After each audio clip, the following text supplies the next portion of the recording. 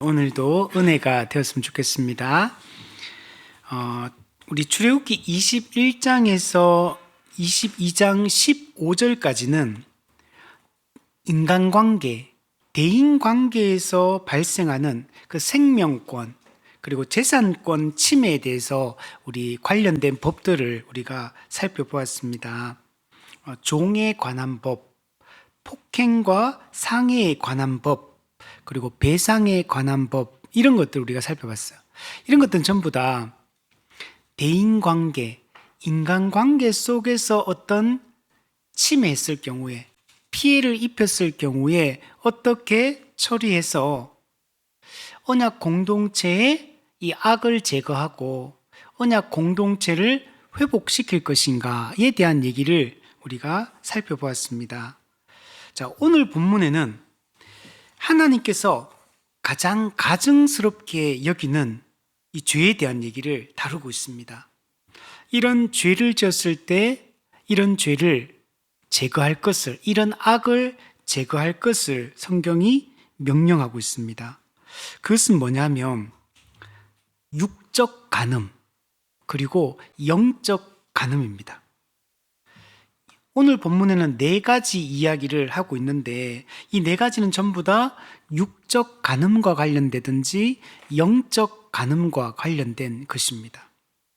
하나님은 이런 육적, 영적 간음을 가증스럽게 여기고 이것이 하나님의 백성 공동체를 깨뜨리고 하나님의 언약 백성의 거룩을 무너뜨리는 아주 심각한 죄가 여러분 되는 것입니다.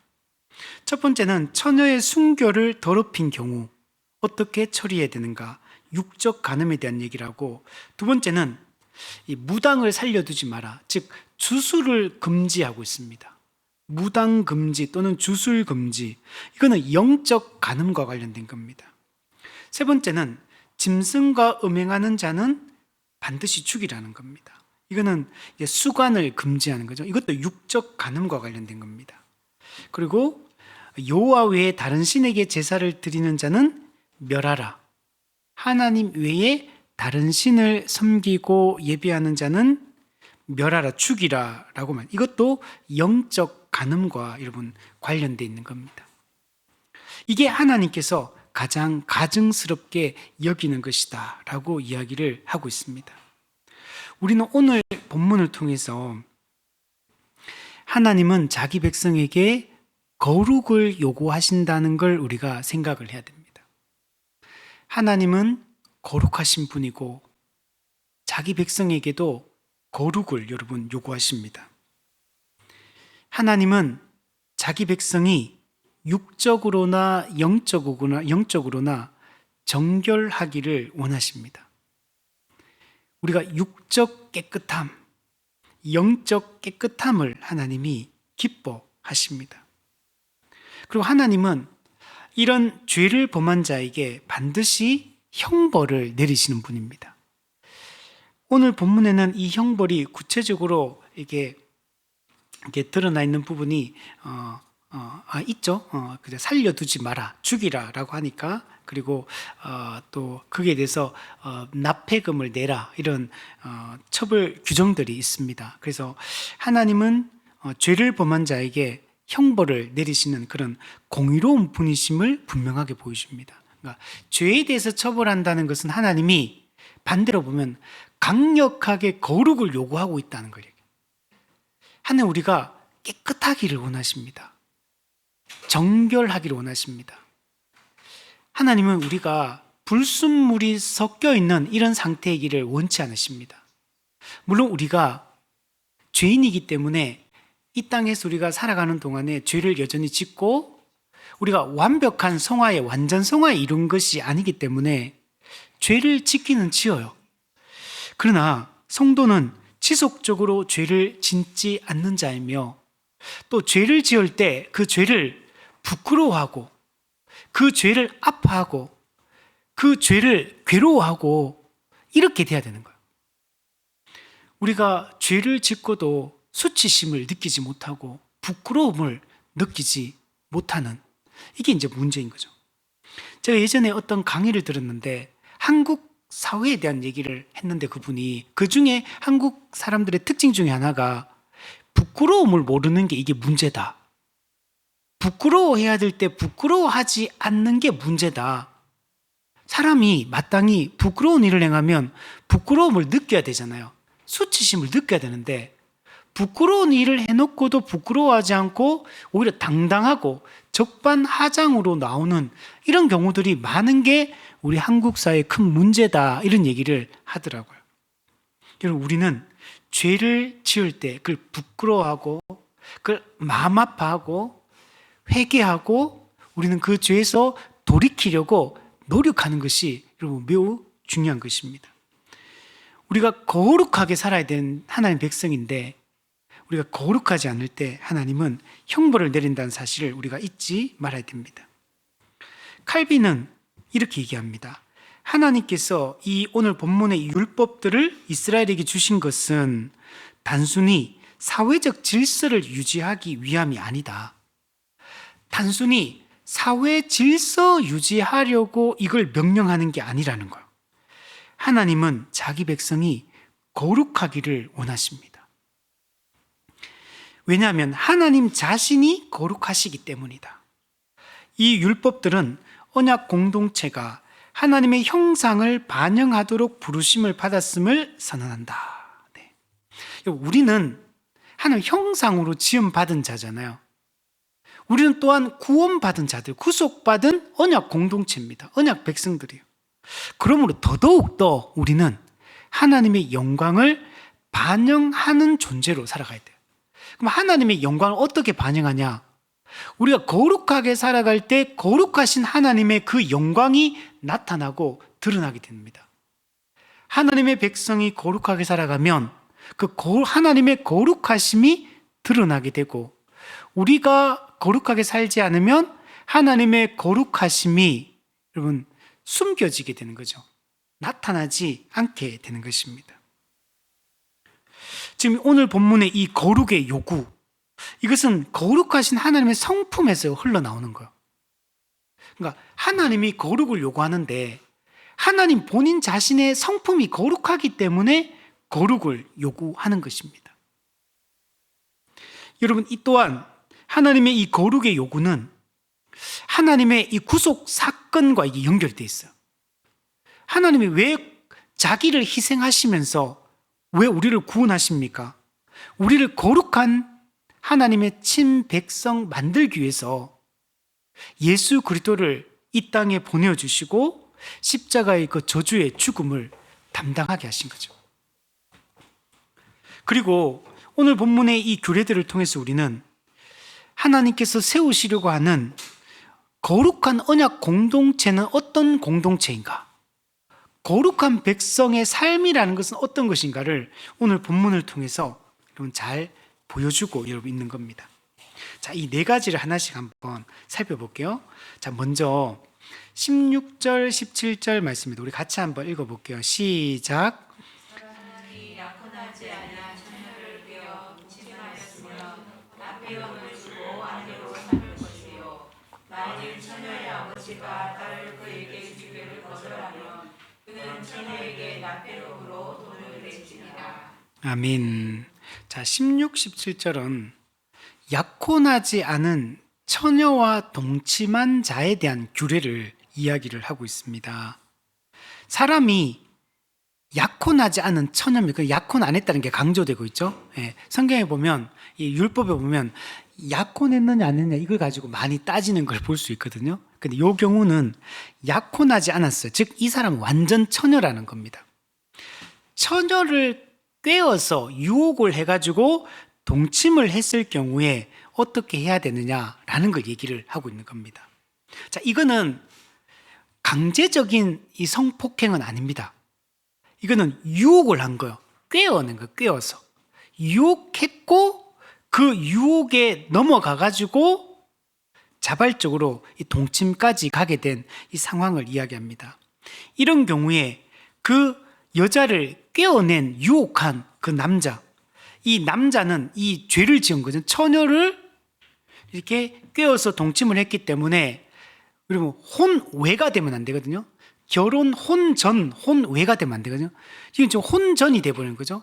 결혼하지 않은 사람이 성적인 관계를 맺는 것은 하나님 앞에 육적 간음을 행하는 거거든요. 그러니까 이 죄를 짓는 거죠. 처녀인데 지금 남자가 유혹해서 동침을 했기 때문에 이 사람은 범죄자가 되는 겁니다. 이 남자는. 그러면 이런 경우에 어떻게 해야 돼? 해결해야 되냐, 이 문제를. 그 범죄자는 그 처녀의 아버지에게 납폐금을 주고, 그리고 그 처녀를 자기 아내로 삼아서 평생 책임을 여러분 져야 됩니다. 여기서 납폐금이라는 게 뭐냐면, 신랑이 신부 집에 지불하는 신부의 몸값입니다. 그래서 우리 성경의 다른 타번역 분들 보면 이게 신부의 몸값이라고 이렇게 번역하고 있는 걸 볼 수 있습니다. 이 남자가 이게 무책임하게 행동한 거죠. 이 처녀를 꿰면 안 되죠. 결혼하지 않은 처녀를 유혹해가 동침을 하고 성적인 육적 간음을 했기 때문에 이거는 큰 죄를 저지른 거고, 이거는 그 신부와 그 신부 아버지, 신부 가정 전체에 큰 상처를 입힌 것이고 큰 손실을 여러분 입혔기 때문에 실질적으로 그 입힌 상처와 손실에 대해서 보상을 해야 되고 배상을 반드시 해야 됩니다. 근데 왜 신부 아버지한테 주냐 하면, 당시의 고대 사회에서 자녀라는 것은 아버지의 일종의 소유물 같은 거. 우리 지금 개념하고는 좀 다릅니다. 고대 근동사회에서는 이게 자녀가 부모의 어떤 재산 또는 소유물 같이 여겨졌어요. 근데 그 처녀 딸을 성적인 관계를 맺음으로 그 처녀성을 상실하게 했잖아요. 그러면 이거는 그 아버지의 재산에 피해를 입힌 거예요. 그 가정에 피해를 입혔기 때문에 반드시 여기에 대해서 배상을 여러분 해야 되는 겁니다. 딸이 순교를 상실한 것은 아버지 입장에서는 재산권 침해를 당한 것과 같이 여겨지는 겁니다. 자, 이걸 통해 가지고 이 피해에 대한 배상을 해야 된다, 이런 것도 있고, 또 하나는, 그러나 성경적 관점으로 보면 여자도 딸도 하나님의 형상으로 지음받은 하나님의 사람인 거죠. 그러므로 그도 그 인권을 보장받아야 되고, 하나님의 형상으로서의 그 권리가 침해당하지 않도록 그 하나님의 형상으로서의 그 인권이 보호받을 수 있도록 하는 게 중요하죠. 그렇기 때문에 이 범죄한 남자는 납폐금을 줘야 되고 반드시 이 사람을 내치면 안 돼. 내가 신부 몸값 줬으니까, 돈 줬으니까, 피해 보상했으니까 이제 나 이 여자 버리겠다, 이렇게 하면 안 된다는 거. 반드시 피해 값을, 신부의 몸값을 줘야 되고 반드시 아내로 삼아서 평생을 책임을 져야 됩니다. 그래서 메투엘리가 이 부분을 이렇게 얘기합니다. 하나님은 약한 자의 보호자시다. 여자는 지금 이 처녀 딸은 약한 자죠.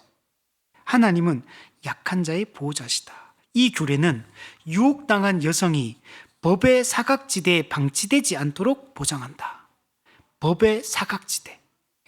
오늘날에도 이런 문제가 정말 많잖아요. 이 법의 사각지대가 많다 보니까 억울하게 누명을 쓰거나 지은 죄보다 더 큰 이 상처를 받거나 또 법적인 제재를 받는 경우가 상당히 많습니다.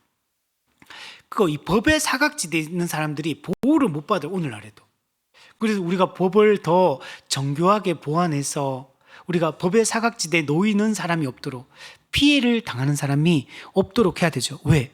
그 사람은 하나님 형상으로 지음받은 사람이기 때문에. 그 사람은 하나님 앞에서 한 인격으로 존중받아야 될 사람이기 때문에 어떤 권리가 침해당하거나 피해를 입지 않도록 사회는 그를 보호를 하고 보장을 해야 되는 겁니다. 계속 이렇게 얘기하면, 죄는 반드시 책임을 요구한다. 그 책임은 단순한 처벌이 아니라 피해자의 삶을 회복시키는 방향으로 이루어져야 된다. 제가 이 구절을 보면서 정말 와닿더라고요. 그냥 단순히 그 죄 지은 그 당사자를 처벌하는 것으로 끝나버리면 안 된다는 거예요. 처벌하는 것도 목적이 맞아요. 처벌함으로 악에 대해서 공의로운 심판을 시행해야지만 악이 제거되니까 해야 되죠. 근데 거기서 끝나면 안 되고 피해자가 회복되도록 하는 게 중요한 거야. 피해자의 삶이 회복되도록 하는 것이 중요한 겁니다. 오늘날 우리 한국 사회도 이런 성추행이나 성폭행이나 이런 거 당하는 경우 많잖아요. 근데 억울한 사람이죠. 그 사람은 사실 피해자죠. 그 사람은 긍휼히 여김을 받아야 되고 사람들로부터 이렇게 오히려 보호받아야 되고 오히려 긍휼히 여김을 받아야 될 대상임에도 불구하고 오히려 피해자가 2차 피해를 입는 경우가 많고 또 2차 가해를 하는 경우도 많아요. 어떤 문제가 생겼을 때 그냥 그 죄 지은 사람이 처벌받는 것으로 끝나버리면 입은 피해에 대해서 보상은 누가 해줘요? 누가? 그 당사자가 피해 보상을 해야 되고 안 되면 국가가 피해 보상을 해야 되는 거죠. 근데 우리 사회가 여러 가지 문제가 발생하고 사회적 대재난들이 일어났을 때 피해 보상을 못 받고 오히려 그 피해자들이 사회로부터 오히려 막 따돌림 당하고 2차 가해를 해가지고 더 큰 피해와 그 고통과 상처 속에 있는 사람이 얼마나 많아요. 세월호 문제 아직도 해결이 안 됐거든요. 그 사람 유가족들, 수많은 이런 피해 유가족들 있잖아요. 사회적 사건들이 많았잖아요. 근데 이런 사람들이 오히려 조롱당하고 오히려 또 더 상처를 더 많이 받고 이제 그만해라.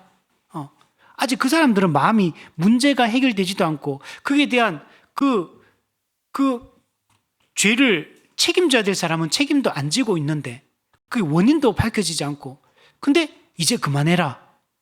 이제 너무 울고 먹지 마라. 이런 얘기들을 막 한다는 거죠. 이게 문제인 거죠.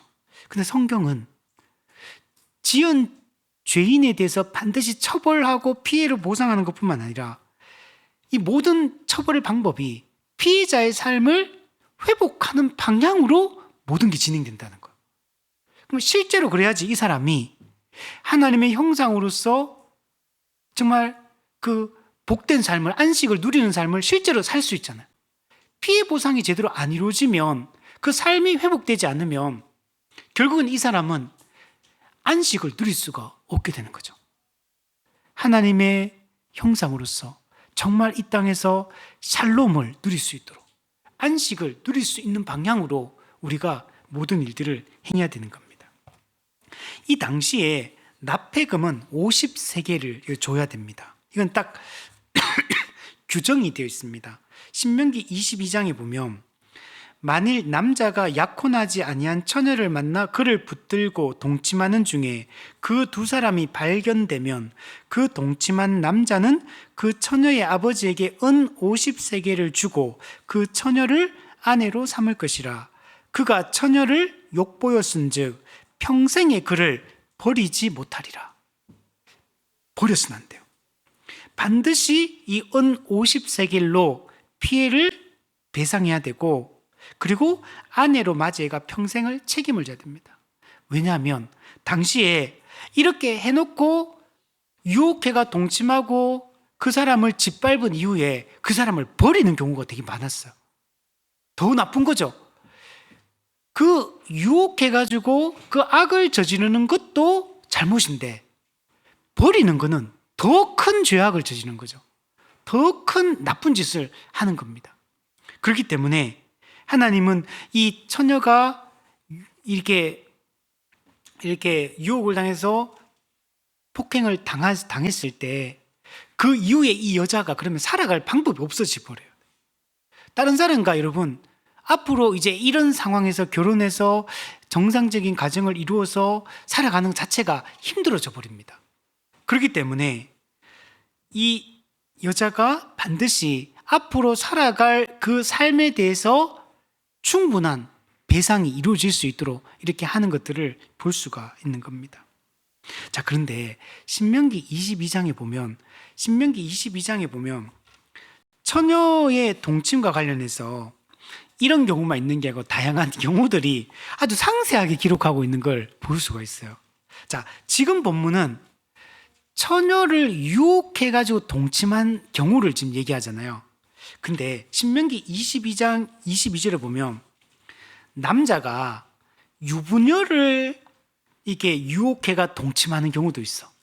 앞에는 처녀를 유혹한 거고 유부녀를 그 유혹해가 동침을 했을 경우에는 그래서 유부녀와 이게 통관한 거죠.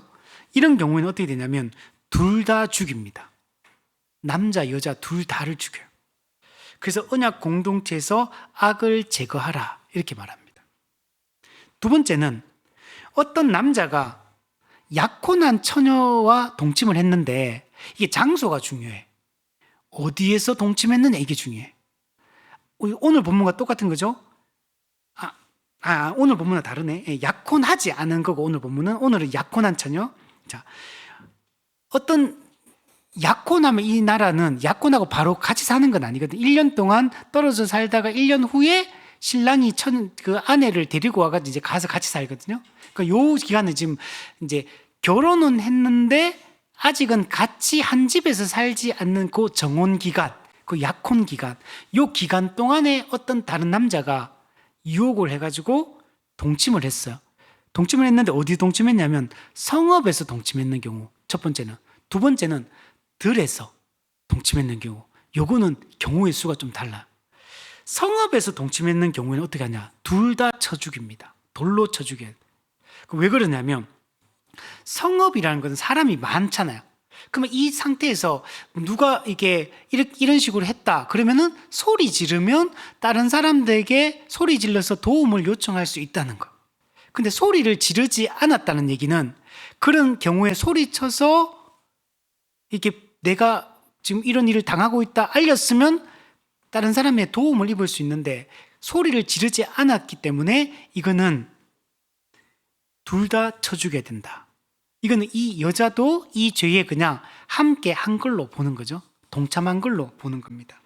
그래서 이런 경우는 둘 다 돌로 쳐 죽입니다. 근데 반대로 들에서 만약에 약혼한 처녀를 어떤 남자가 이렇게 유혹해서 동침을 할 때 이때 이 남자만 죽이라. 이때는 왜? 여자가 들에 있었기 때문에 소리를 아무리 질러도 누가 와서 도와줄 사람이 없기 때문에 이때는 안 된다는 거죠. 그래서 이런 경우에는 남자만 죽이고 여자는 이제 살려줘라 이렇게 얘기를 하는 걸 볼 수 있습니다. 자, 이런 다양한 경우에 있어서 이 육적 간음의 문제에 대한 얘기를 하고 있습니다. 이걸 통해서 하나님은 이스라엘 백성 언약 공동체가 거룩하기를 원하시는 겁니다. 그리고 이 모든 악이 저질러졌을 때는 이 악을 제거할 것을 명령을 하고 있는 겁니다. 자, 그리고 오늘 보면 17절에 보면 근데 남자가 약혼하지 않은 처녀를 꿰어서 유혹해서 동침을 했는데 근데 16절 같은 경우는 아버지가 그 자기 딸을 남자에게 그냥 아내로 보내기로 결정한 경우예요. 근데 17절 같은 경우는 아버지가 남편이 보니까 남편감이 부적절해. 마음에 안 들어. 그러면 아버지 입장에서는 내 딸을 이 부족한 사람한테 보내서 고생시키고 싶지 않잖아요. 그러면은 납폐금은 처녀에게 주되 딸은 시집 보내지 않을 수도 이렇게 있는 겁니다. 거절할 권리를 보장해주고 있는 겁니다. 그래서 피해자 가정이 항상 중심이 되는 거예요. 나는 아내를 삼겠다. 그 사람이 범죄자가. 그래도 안 돼. 그 사람 입장에서 보는 게 아니고 피해자 중심으로 모든 일 처리를 하는 것들을 볼 수 있습니다. 그래서 거절할 권리를 보장함으로써 피해자 가정의 이 자율성 그리고 존엄성을 법적으로 보호해주고 있는 걸 볼 수 있습니다. 자, 이런 경우에 남자는 그럼 어떻게 하느냐? 앞에는 아버지한테 납폐금을 줬잖아요. 근데 이런 경우에는 누구한테 주냐면 처녀에게 납폐금을 줍니다. 그 몸값, 신부의 몸값에 해당하는 아까 50세기를 그 처녀에게 배상을 해서 이 처녀가 앞으로 생활을 할 수 있도록, 앞으로 살아갈 수 있도록 하는 것들을 볼 수 있습니다. 그리고 이 처녀가 나중에 다른 남자와 결혼할 수 있잖아요. 이제 그때도 이 다른 남자와 결혼을 하기에 충분한 그 보상을 함으로 결혼할 수 있도록 이렇게 만들어주는 그런 금액으로서 이 납폐금을 처녀에게 주라 라고 이렇게 얘기하는 걸 볼 수 있습니다. 자, 성경 전체에서 결혼은 하나님과 이스라엘의 그 언약 관계를 여러분 상징하는 것입니다. 결혼은 단순히 남자, 여자의 이 결혼 언약을 맺는 것에 그치는 게 아니고 하나님과 이스라엘 백성, 자기 백성과의 언약 관계를 보여주는 게 여러분 결혼이에요. 그래서 구약 성경에 보면 자주 하나님과 자기 백성과의 관계를 신랑 신부로 묘사를 하고 결혼 언약 관계로 남편과 아내로 이렇게 묘사하는 장면들이 많이 나옵니다. 대표적으로 아가스 같은 경우에 또 하나님과 그 솔로몬과 술람미 여인의 관계는 하나님과 이스라엘 백성과의 관계를 보여주고 있고 또 호세아 같은 경우도 호세아와 고멜의 그 결혼 관계는 하나님과 이스라엘의 이 결혼 관계를 묘사하기 위해서 그렇게 말하고 있는 걸 볼 수 있거든요. 그래서 하나님은 이 결혼 관계를, 결혼 언약을 정말 보호하기를 원하십니다. 그럼 결혼 언약이 보호될 때 언약 공동체가 여러분 보호될 수 있기 때문에 그렇습니다. 결혼 언약이 무너지기 시작하면 언약 백성 전체, 언약 공동체 전체의 거룩성이 무너지게 되기 때문에 하나님께서는 이 결혼 문제를 심각하게 다루고 있는 걸 볼 수 있어요. 성경에 보면 이 결혼에 대한 얘기를 진짜 많이 하거든요. 말라기 성경에도 보면 이 아내를 결혼의 문제에서 아내를 버리고 이렇게 하는 문제들, 또 율법에도 이 결혼의 관계를 이렇게 소홀히 여기고 가볍게 여기는 이 문제를 심각하게 다루고 있는 것들을 볼 수가 여러분 있습니다. 그래서 이 육적 간음의 문제가 육적 간음으로 끝나는 게 아니라 이게 반드시 언약 백성의 영적 간음으로 이어지기 때문에 이 문제를 심각하게 여러분 다루고 있는 걸 볼 수 있습니다. 자, 두 번째는 18절 무당을 살려두지 말라. 무당은 주수를 행하는 사람이죠. 이 고대 근동 사회에서 무당은 종교적으로 공인된 전문가 집단입니다. 오늘날 우리 무당이 사회적으로 그렇게 막 높은 지위에 있거나 또 사람들이 엄청 이렇게 존경하는 그런 그룹은 아니잖아요. 근데 이 고대 근동 사회에서 무당이라는 존재는 엄청난 존재, 이 영매거든, 영매. 종교적으로 공인된 전문가 집단이고 신들의 뜻을 전달하는 자예요. 신들과 인간을 중재하는 자, 중간에서 중보자 역할을 하는 존재가 여러분 무당인 겁니다. 무당은 영매입니다. 신과 연결하는 존재. 그렇기 때문에 이 무당을 살려두지 말라고 하는 겁니다. 오늘날의 이 무당의 위치와 이 고대 근동사에서 무당은 전혀 다른 위치입니다.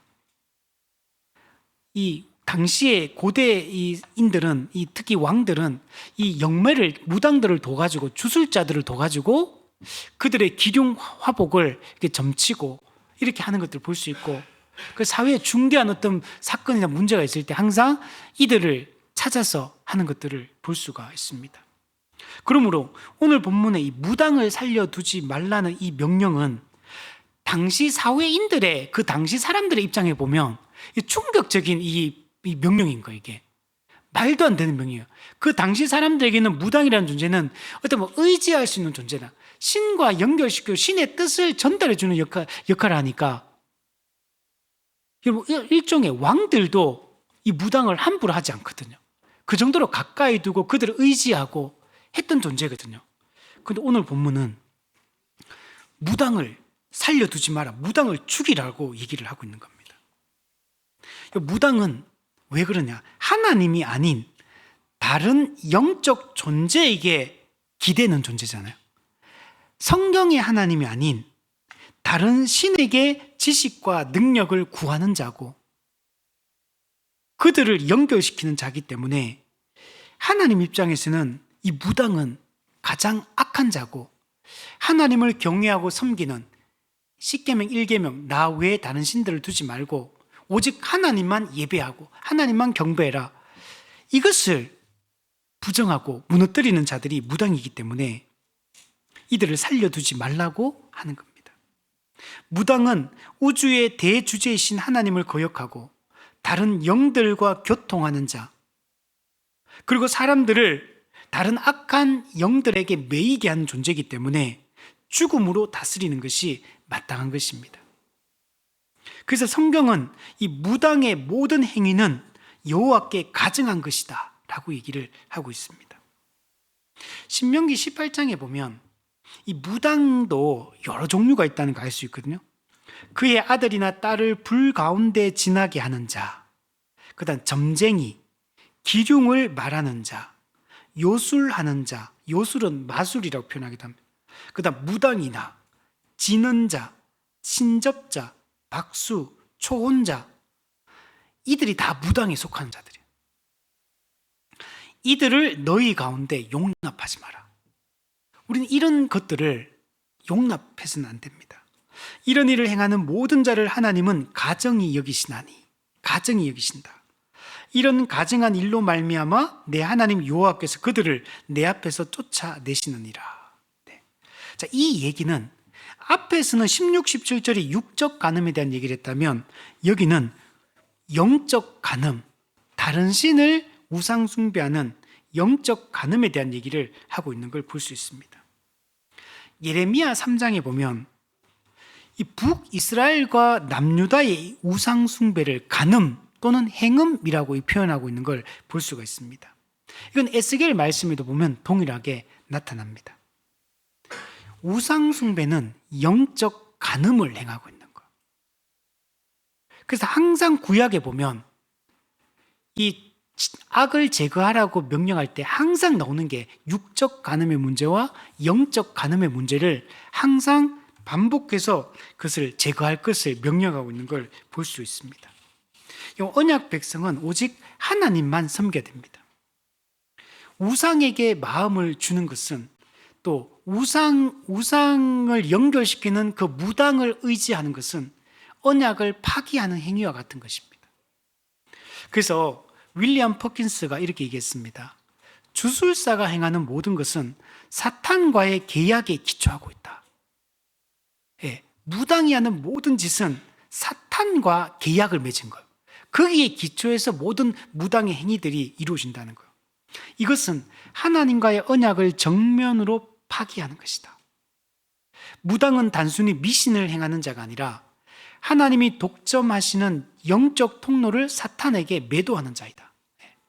무당은 사람들을 사탄과 연결시켜주고 있는 거예요. 그쪽으로 길을 안내해주는 역할을 하고 있다는 거예요. 이것이 무당의 행위가 그토록 가증한 이유다라고 얘기를 하고 있습니다.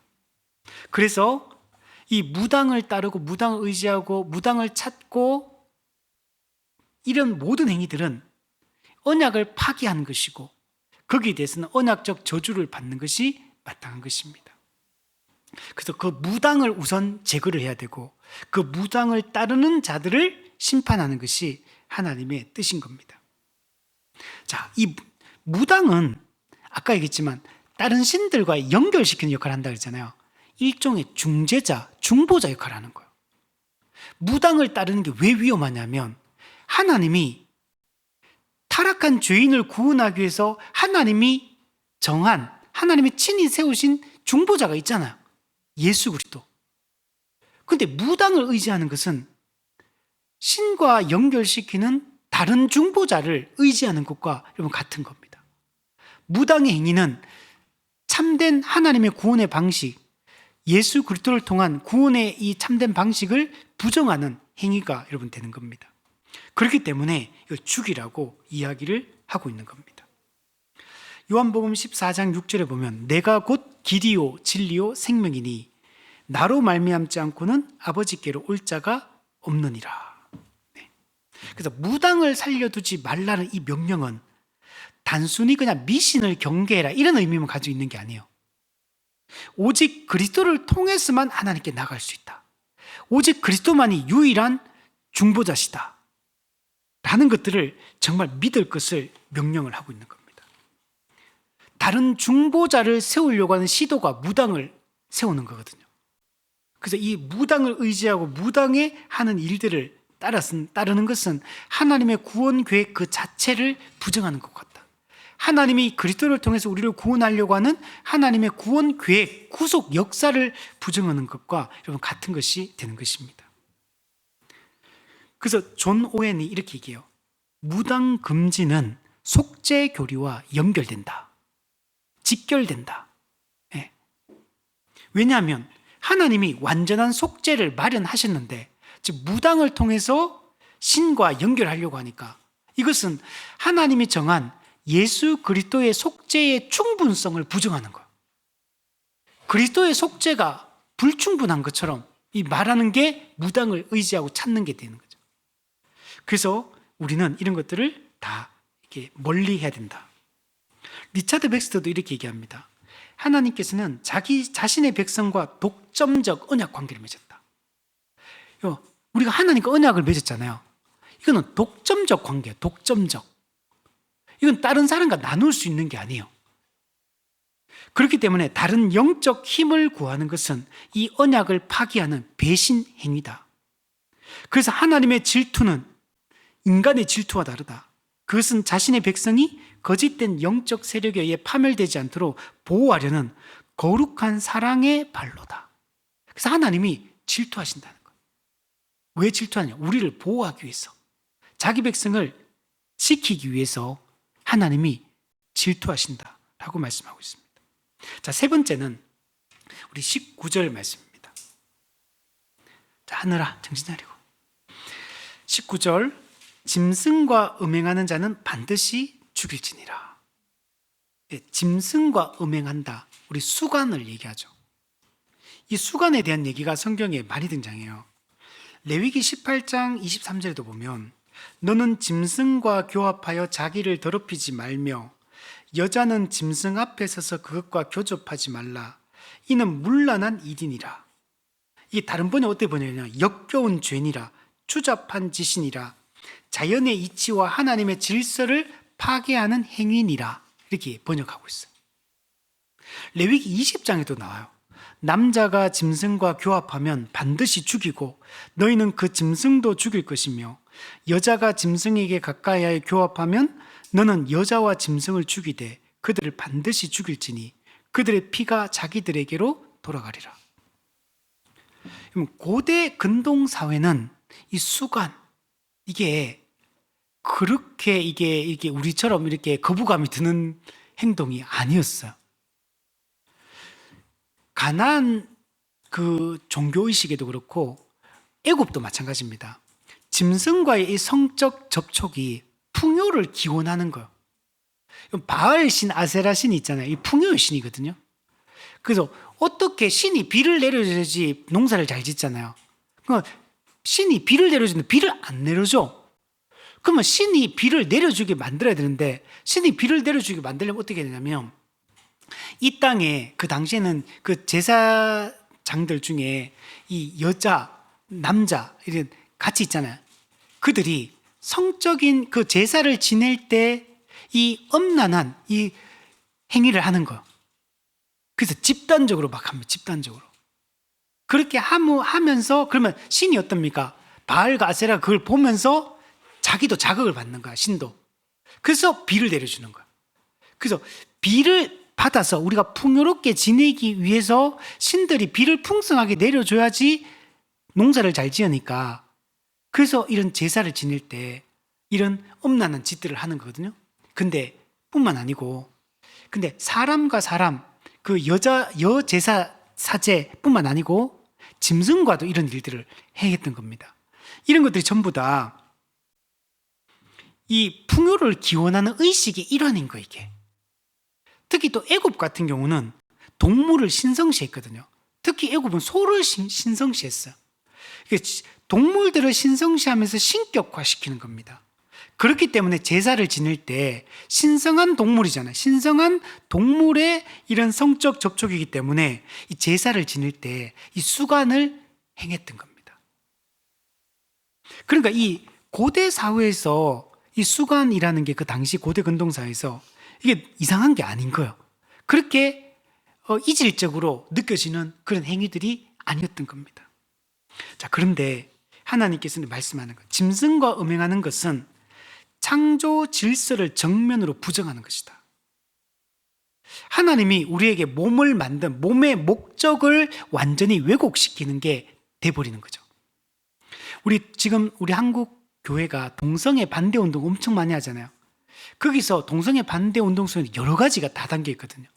거기는 그죠?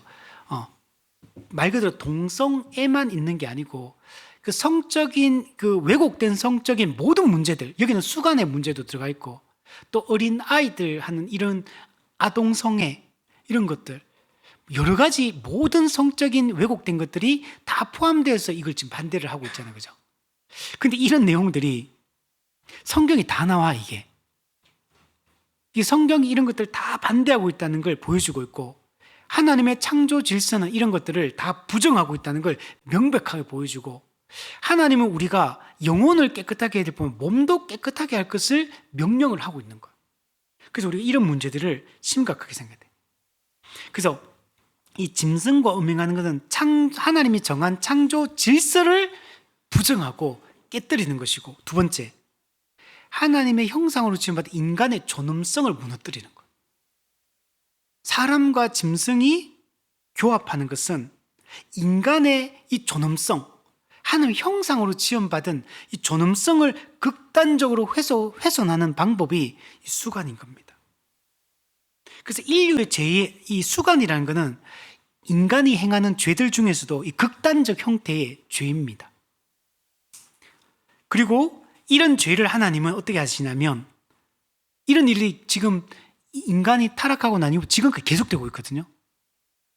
이게 지금 갑자기 나타나는 게 아니고 아담이 타락한 이후부터 계속적으로 반복적으로 지금까지 계속 나타나고 있는 이 죄입니다. 오늘날 이 음행의 죄, 동성애 이런 것들이 되게 막 부각되어서 사회적으로 막 다투고 있지만 사실 이거는 인류 역사 속에서 한 번도 이게 멈춰 있었던 적이 없었던 적이 없고 그게 과거에는 이런 것들이 좀 부끄러워할 줄 알아. 그래서 약간 음지에 있던 것들이었거든요. 근데 이게 지금은 양지로 나타나기 때문에 지금 더 큰 문제가 지금 되고 있는 거죠. 그러나 갑자기 나타난 건 아니에요. 옛날부터 항상 있던 죄입니다.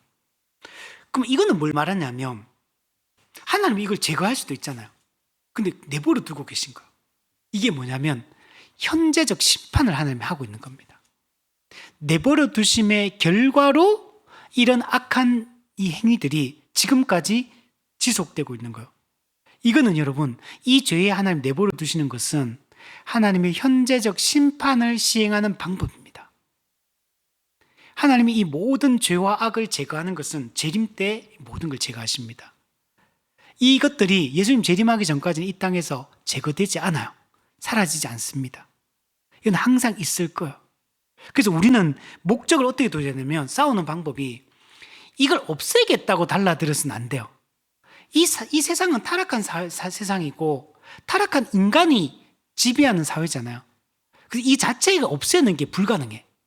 우리가 하는 일은 뭐냐면 이 자체를 없애는 데 목적을 두는 게 아니고 하나님의 언약 백성이 이런 죄를 짓지 않는 데 목적을 둬야 돼. 세상 사람들이 이런 죄를 짓고 이런 것들이 팽배해지는 거 그걸 막을 수 없어요. 그거는. 이 악은 한 번도 막아진 적도 없고 사라진 적도 없어. 이걸 막는 방법, 이 국가가 제도적으로 물론 이제 힘을 써야 되는 맞지만 기본적으로 이거는 세속 국가이기 때문에 이런 법이 이렇게 나아가고 이런 법을 자꾸 만들고 허용하는 방향으로 나가고 또 믿지 않는 사람들이 이런 죄를 짓는 것을 부끄러워하지 않는 것 그 자체를 없앨 수 없어요. 우리가 해야 될 일이 뭐냐면 더 많은 사람에게 복음을 전하고 그 영혼을 구원해서 그들이 하나님의 이 말씀에 순종해서 더 하나님의 백성이 더 이런 죄를 짓지 않고 더 거룩하게 살아가게 하는 데 초점을 맞춰야 돼. 우리는 교회 바깥을 이 문제를 없애겠다 이렇게 접근하면 그것도 불가능한 거예요. 그거는 안 된 불가능한 걸 접근하는 거고 성경은 그런 식으로 접근하는 게 없어요. 예수님 재림할 때 이 모든 것이 완전성화에 이르는 거지 우리가 하는 일은 구별된 교회가 거룩하게 살아가는 데 초점을 맞춰야 돼. 더 많은 영혼을 구원하고 그들도 거룩한 이 말씀에 순종해서 거룩하게 살아가게 하는 것에 초점을 맞추는 방향으로 우리가 싸워야 여러분 되는 것입니다. 로마서 1장에 보면 하나님께서 그들을 마음의 정욕대로 더러움에 내버려 두사 그들의 몸을 서로 욕되게 하게 하셨으니, 이거는 이제 동성애에 대한 얘기합니다.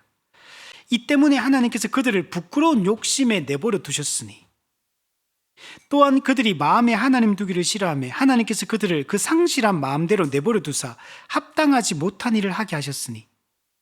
여러분, 이런 죄를 세상에 계속 짓는 것은 하나님의 내버려 두심의 결과인 거예요.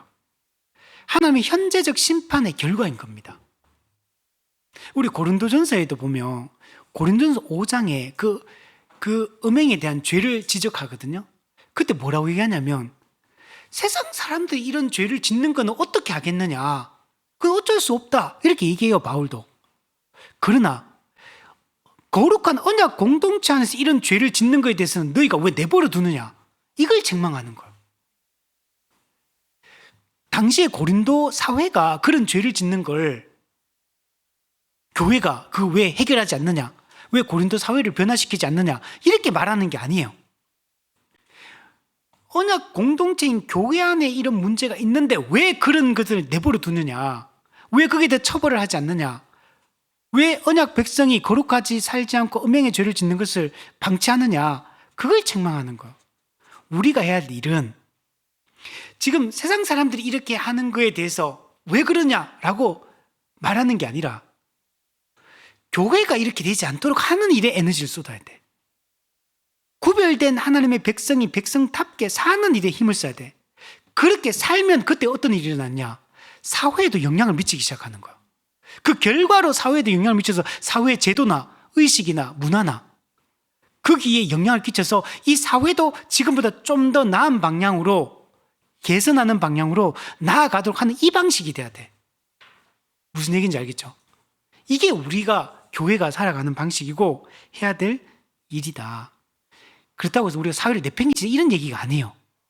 교회가 거룩해질 때, 교회가 이런 문제로부터 바른 생각과 바른 의식을 가지고 행동하기 시작할 때 사회도 교회를 통해서 그것을 보고 사회도 변화되기 시작하는 거예요. 그런데 그것은 목적이 사회 자체를 변화되는 게 목적이 아니에요.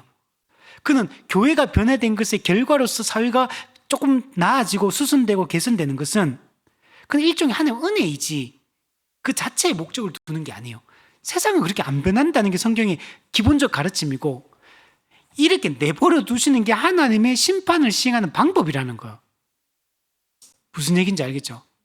그래서 오늘날 이런 동성애든 수간이든 아동성애든 왜곡된 이 성적 타락들을 보면서 막 한탄을 하잖아요. 이게 갑자기 생긴 것처럼, 옛날에 이런 문제가 없었던 것처럼. 여러분, 이렇게 우리가 접근할 문제가 아니고 이건 언제나 있던 문제였다. 그리고 우리가 힘써야 될 게 뭐냐를, 교회 안에서 거룩한 언약 공동체에서 이거 어떻게 처리할까, 이걸 고민해야 되는 거예요. 그 토마스 왓슨이 이렇게 얘기합니다. 수간은 인간이 자신을 짐승의 수준으로 격화시키는 것이며, 그죠? 나를 짐승의 수준으로 격화시키는 거예요. 창조주를 향한 극단적 모욕이다. 하나님의 형상으로 지음받은 인간이 짐승과 자신을 동일시하는 것은, 여러분, 이 몸이 결합되는 것은 인격적 결합과 똑같은 거거든요. 이 짐승과 자신을 결합시키는 것은 짐승과 나를 연합시키는 거예요. 이게 심각한 거예요. 여러분, 성적 타락도 마찬가지요. 혼전이든 혼외든 이 성적 타락은 그 사람의 인격과 내 인격이 결합되는 행동이에요. 몸의 결합이 곧 인격의 결합이에요. 이게 왜 무서운 거예요? 그래서 우리가 이걸 정말 철저하게 경계해야 되고, 우리 자신을 잘 지켜야 되고, 나를 지키는 것뿐만 아니라 그 상대방을 하나님 형상으로 지음받은 그 상대방의 인격을 지키는 방법이 이게. 그래서 우리가 절대로 성적인 타락에 빠지지 않도록, 혼전이든 혼외든 이런 죄를 짓지 않도록, 그러나 만약에 그 죄를 지었다면 철저하게 회개해야 돼. 철저하게 회개하고 다시는 그런 죄를 짓지 않도록. 그러면 하나님이 용서하십니다. 그 하나님의 용서도 우리가 확신해야 돼요. 그래서 짐승과 자신을 동일시하는 것은 그 형상을 부여하신 하나님을 부인하는 행위다. 이 죄는 죄가 얼마나 깊이 인간의 이성과 양심을 부패시킬 수 있는지를 적나라하게 보여주고 있다. 이렇게 얘기를 하고 있습니다. 자, 그래서 이 짐승과 음행하는 육적 간음의 문제를 다루고 있죠. 마지막으로 20절. 여호와 외에 다른 신에게 제사를 드리는 자는 멸하라. 이거는 10계명 1계명의 보충 규례라고 할 수 있어요. 너는 나 외에 다른 신을 내게 두지 말라 했잖아요. 이 10계명 1계명에 대해서 더 보충적으로 추가 설명을 하고 있는 이 계명이 율법이다라고 말할 수 있습니다. 여러분, 하나님이 아닌 다른 신을 섬기는 것은 천지의 절대 주권자이신 하나님의 주권에 대한 모독이고 반역입니다. 다른 신이란 존재는 없는데 천지를 창조하신 하나님을, 이거는 정면으로 부정하는 행위가 우상을 섬기는 겁니다. 다른 신을 섬기는. 하나님은 분명하게 말해, 나 외에. 하나님은 배타적인 충성을 요구하고 있는 거예요. 나 외에 안 된다는 거예요. 오직 나만 예배해라. 오직 나만 섬겨라. 이런 언약이라는 것 자체가 이 배타적인 거예요. 언약을 맺은 자와 언약을 맺지 않은 자의 이 구별 짓는 거고 구분하는 거예요. 이게 기본적으로 언약을 맺었다는 자체가 배타적 백성이 되었다는 얘기예요. 그 배타적인 언약 백성이 되었기 때문에 이 배타적인 충성을 오직 하나님께만 우리는 드려야 되는 겁니다. 하나님은 자기 외에 다른 신에게 제사를 드리는 것을 절대로 용납하지 않는 분이요, 하나님은 우상 숭배를 금지하십니다. 10계명 2계명에서도 하나님 말씀하시죠. 하나님은 질투하는 하나님입니다. 여러분, 하나님의 질투는 하나님의 사랑의 완전함을 보여주는 거예요. 여러분, 질투하지 않는 것은 사랑하지 않기 때문이에요. 사랑하면 질투하잖아요. 우리 요즘에 이런 짝 짓는 프로그램 이런 거 많잖아요. 그죠? 뭐 되게 많더라고요, 요즘에. 저도 이거 보거든요. 재밌어. 이거 보면 사실 몇 박 며칠 동안 모여가 하는 거잖아요, 사실 자기들끼리. 근데도 거기서도 모여가지고 이제 그런 목적을 가지고 이게 만난 모임이다 보니까 거기서도 막 울고 막 감정적으로 마음 상하고 기뻐했다가 울었다가 웃었다가 막 감정의 동요가 얼마나 심한지, 그러면서 질투를 막 느끼는 거죠. 그 질투하는 느끼는 거는 그 사람에 대한 마음이 생기니까, 그 사람을 좋아하는 마음이, 호감이 점점 깊어지다 보니까 질투를 하게 되는 거죠. 근데 나중에 되면 진짜 사랑이 없으면 질투도 안 한다 그러더라고. 질투하는 건 사랑하니까 그래도 뭔가 마음이 남아있으니까 질투하는 거고, 질투조차도 하지 않는 것은 그 사람에 대한 기대감이 전혀 없기 때문에, 아예 그 사람을 완전히 버렸기 때문에 질투하지 않는 거다, 이렇게 하잖아요. 여러분, 하나님은 성경에 보면 질투하는 하나님에 대한 이 성경 구절들이 진짜 많이 등장합니다. 질투하는 하나님, 내가 너를 질투한다. 이렇게. 우상 숭배할 때 호세아서도 질투하는, 고멜이 다른 남자한테 가니까 호세아가 질투하잖아요. 질투하는 사랑. 이 하나님의 질투하는 사랑은 완전한 질투하는 사랑이에요. 우리 인간하고 또 달라. 하나님의 질투는 절대로, 하나님은 이 사랑을 포기하지 않는 이런 분이죠. 하나님은 우리를 창조하신 분이고 우리를 구속하신 분이에요. 근데 그분이 다른 존재에게 자신의 그 영광을 나누기를 원치 않는 겁니다. 존 플라벨은 이렇게 합니다. 우상 숭배를 단순히 돌이나 나무 조각을 섬기는 것으로 제한하지 않는다.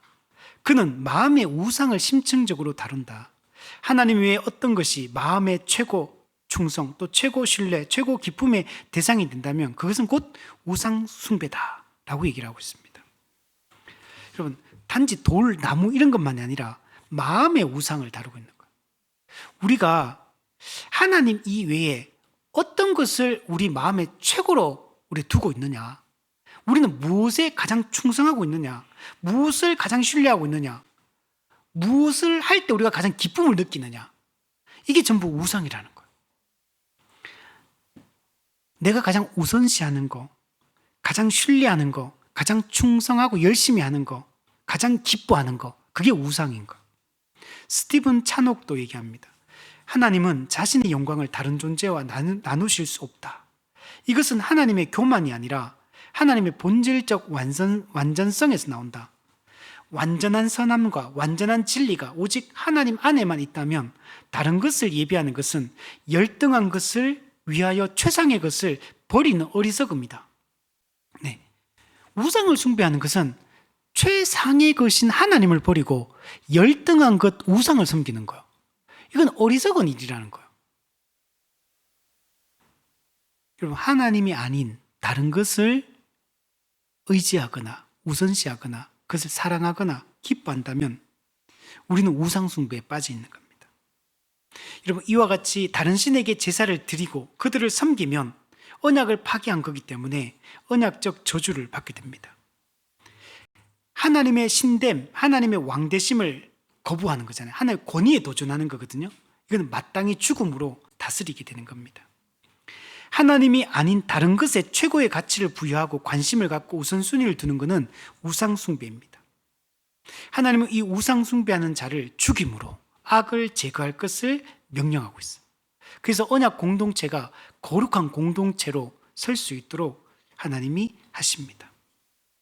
팀 켈러 목사님도 이렇게 얘기합니다. 우상은 당신이 하나님 없이도 얻으면 행복할 것이라고 믿는 것, 혹은 잃으면 삶이 무너질 것이라고 두려워하는 것, 그것이 바로 우상이다. 여러분, 내가 이것만 있으면 나 행복할 것 같아. 그리고 내가 가지고 있는 것 중에 이걸 잃어버리면 내 삶은 불행해져 라고 생각하는 거, 그게 우상이라는 거예요. 우리는 뭐 때문에 우울해하십니까? 우리가 뭐 때문에 염려하십니까? 뭐 때문에 즐겁지 않고 기쁘지 않습니까? 뭔가 이유가 있어요, 분명히. 저도 마찬가지거든요. 뭔가 이유가 있으면 내 마음이 처져. 뭔가 다운이 돼. 지쳐. 그리고 막 짜증이 나고 화가 나고 뭔가 이유가 있어요, 분명히. 그게 우상인 거야. 또 내가 간절히 원하는 건데 이것만 이루어졌으면, 이것만 가졌으면, 이것만 이렇게만 됐으면 그게 우상인 거야. 우리는 다 소원이 있거든, 마음에. 간절히 원하는 게 있어, 사람들마다. 저도 있거든요. 저도 제가 가진 그게 우상이라고 생각이 들어요. 하나님은 그걸 원하지 않는 것 같은데, 근데 저는 끊임없이 그걸 포기 못하고 계속 원하고 있거든요, 지금도. 그래서 이 마음과 저는 계속 싸워요. 이렇게 생각 안 해야지, 이렇게 생각 안 해야지. 계속 그렇게 하는데도 이게 포기가 안 되는, 이게 제 우상이죠. 하나님이 그걸 기뻐하지 않는가 알매도 불구하고 이게 놓아지지 않아. 이 문제는 사람, 내가 아직 이렇게 됐으면 좋겠는데, 이걸 얻었으면 좋겠는데 이게 안 되니까 계속 짜증이 나, 화가 나, 기분이 나빠, 처져 자꾸 마음이 다운되고 낙심되고. 그리고 뭔가 내가 원하는 게 조금이라도 뭔가 되는 분위기가 있으면, 좀 뭔가 내가 원하는 것들이 잘 되면 막 기뻐. 이것도 우상인 거죠. 내가 기뻐하는 것도 우상이 아닌 게 아니야.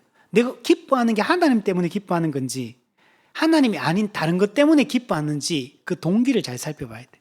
나는 요즘 왜 이렇게 기분이 좋지? 나는 왜 이렇게 기쁘지? 막 룰루랄라 막 즐거워.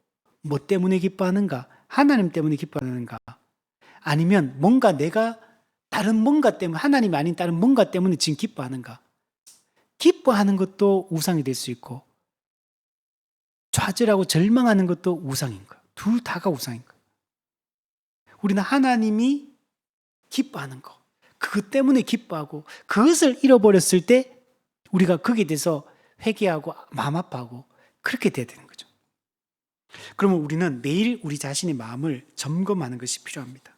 무엇이 나의 최고의 기쁨인가? 무엇을 잃어버리는 것이 가장 두려운가? 또한 무엇을 얻기 위해서 하나님의 뜻을 타협하고, 신앙생활을 타협하고, 예배생활을 타협하고, 그게 뭔가? 이 질문들은 우리 마음에 숨어있는 우상들, 은밀한 우상들을 드러냅니다. 우상을 파괴하는 유일한 방법은 딱 한 가지예요. 우상을 제거하는 방법으로는 안 돼요.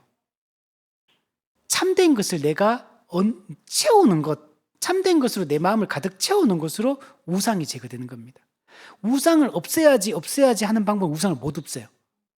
이거 없애야지, 제거해야지 이렇게 접근하면 우상 없어지지 않아요. 그 우상을 내가 예를 들면 성공에 대한 우상, 그 우상 없앴어. 근데 다른 우상이 또 들어와. 명예에 대한 우상, 명예에 대한 우상 없애. 그럼 나중에는 또 다른 우상이 또 들어와요. 그러니까 우상은 언제나 내가 하나를 제거한다 하더라도 또 다른 우상이 또 내 마음을 들어오기 때문에 제거하는 방법으로는 안 돼요. 근본적으로 해결이 안 돼. 우상을 제거하는 유일한 방법은 더 크고 아름답고 완전하고 영원한 것으로 내 마음을 채우는 거예요. 그것을 내가 채우면 다른 우상이 들어올 자리가 없어지는 거예요. 하나의 우상은 제거하면 그 텅 비어버리게 또 다른 우상이 들어오지만 영원한 것, 완전한 것을 채우게 되면 그러면 다른 게 들어올 수가 없어요. 그 분이 누구냐? 예수 그리스도신 거예요. 그 예수 그리스도를 내 마음에 가득 채우고 그 복음을 내 마음에 가득 채우면 다른 것들이 들어오지를 못하게 되는 겁니다. 그래서 우리는 우리 자신을 잘 돌아보며 내 마음의 우상이 무엇인지 우리가 생각하고 이것을 우리가 잘 해결했으면 좋겠습니다. 정리하면 오늘 본문의 이 4가지 이야기를 통해 하나님은 자기 백성에게 거룩을 요구하고 있습니다. 하나님은 은혜로 자기 백성을 구원하셨고 이제 거룩을 요구하고 계십니다. 육적으로나 영적으로나 정결하기를 원하십니다. 우리 거룩하게 우리 살아갔으면 좋겠습니다. 우리 에베소서 1장에 하나님의 창세전에 그 기쁘신 뜻대로 우리를 예정하사 우리를 부르신 목적은 뭐냐면 거룩하고 흠이 없는 자가 되게 하기 위함이다. 거룩하고 흠이 없는 자가 되어야지만 거룩하신 하나님 앞에 나아가는 게 가능하기 때문입니다. 우리는 이미 예수님 믿고 거룩한 자가 되었습니다. 그래서 우리는 성도라 불립니다. 그러나 우리는 이미와 아직 사이에서 실제로 아직 거룩하게 살지는 못해요. 우리는 이미 의로운 자 칭의를 얻었지만 성화가 완성된 게 아니에요. 우리는 이미 칭의를 얻은 자로서 이미 결정적 성화, 확정적 성화가 이루어진 자로서 실제로 이제는 거룩하게 살아가야 됩니다. 죄와 싸우고 은혜를 의지해서 실제로 삶 자체를 거룩하게 살아가고 생각을 거룩하게 하는 것이 여러분 필요합니다. 우리 모두가 되었으면 좋겠습니다.